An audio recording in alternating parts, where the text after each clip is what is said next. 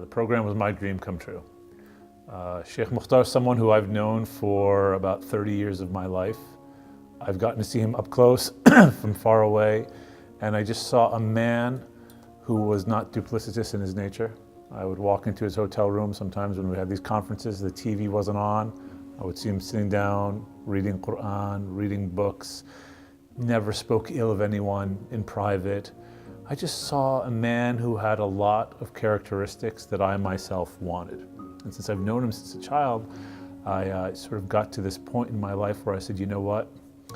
I need to spend an elongated period of time with an individual who can teach me to try to carry on those beautiful moral characteristics. And on top of that, I grew up in upstate New York.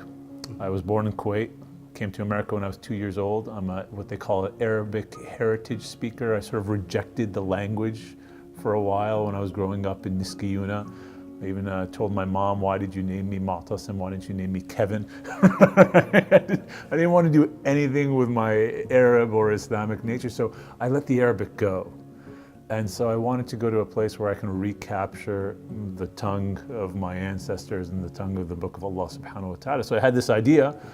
I said, what if I move overseas with Sheikh Mukhtar? He didn't know this at the time.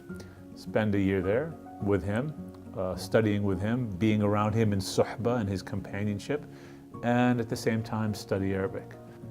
And then the Sheikh said, let me pray about it. And months went on, and he said, okay, let's do it. And it was like this gift from Allah subhanahu wa ta'ala. And then what happened was people started to find out, some of the Sheikh's close students, some friends, that the Sheikh was thinking of moving overseas for a year. They started calling me up, what's happening? And then the next question, the natural question is, can we come? And I was like, okay, yeah, sure. And they went from one family to two families to three families, and it kept growing until someone said, well, why don't you make an official program via Al-Madina Institute? And we said, I guess, let's do that. And so then we put together an official program, and it's called the Al-Madina Institute Suhba Fellowship Program. And here we are now. You know, we have people in this program that have studied and have gone through the Darul Uloom programs and have memorized the Quran. We have people here that are still struggling to learn how to read the Quran. We have people here that have never studied a day in their life. By Allah's rahmah, we have all different levels.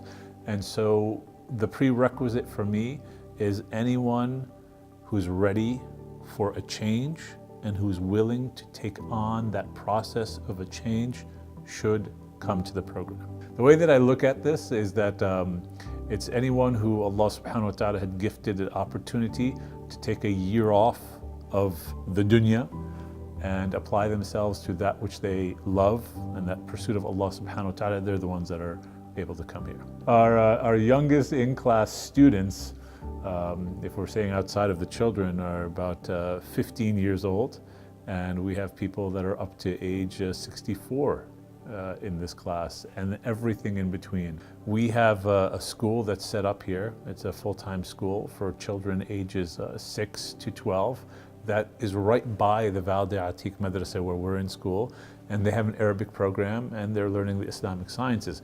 Now, what we've done recently is we've taken the children that are ages 8 and above, and we started putting them in Sheikh Mukhtar's class. So for example, my son Muhammad, he's 10.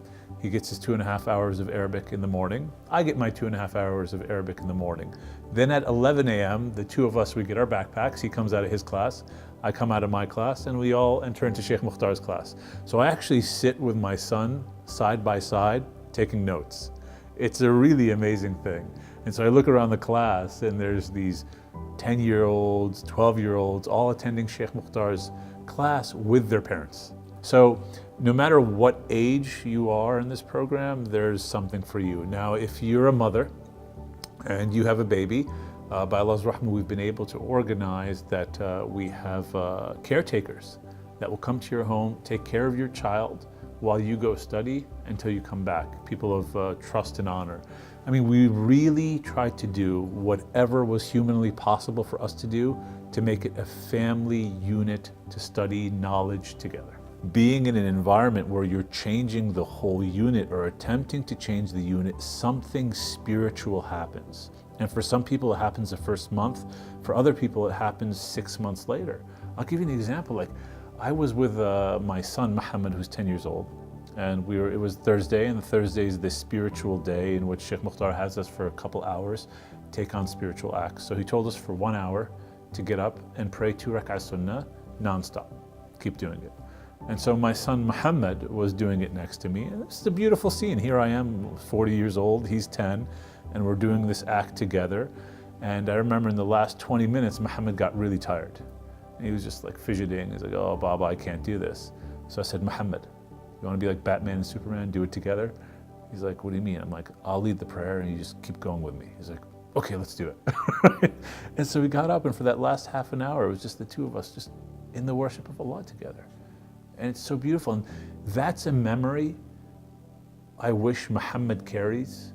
So when his father is long gone and Muhammad has children, he can tell stories that I did this with my father and I'm doing this now with you.